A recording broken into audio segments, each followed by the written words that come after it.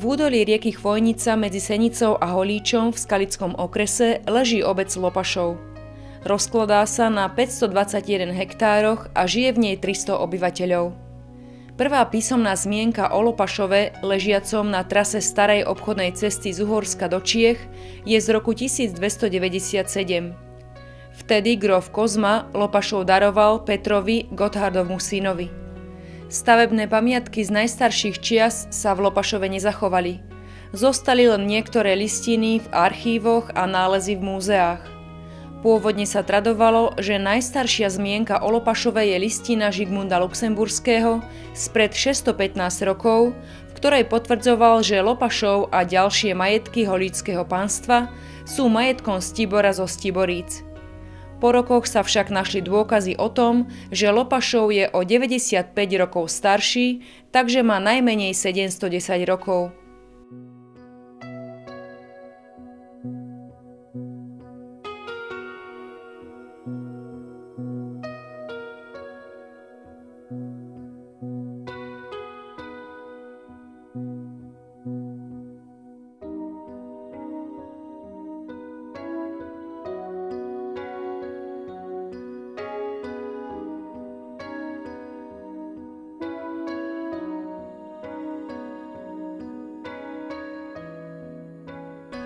V dnešnom Lopašove už nájdete len pár starých domov a dominantu obce, kostol z roku 1842, zasvetený svätému Vendelínovi, patronovi pastierov.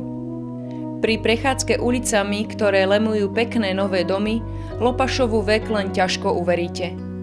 Lopašovania však na svoje tradície nezabúdajú a pripomínajú si ich prostredníctvom miestnych osláv, výstav či stretnutí rodákov, ktorých odvial čas do iných kútov zeme.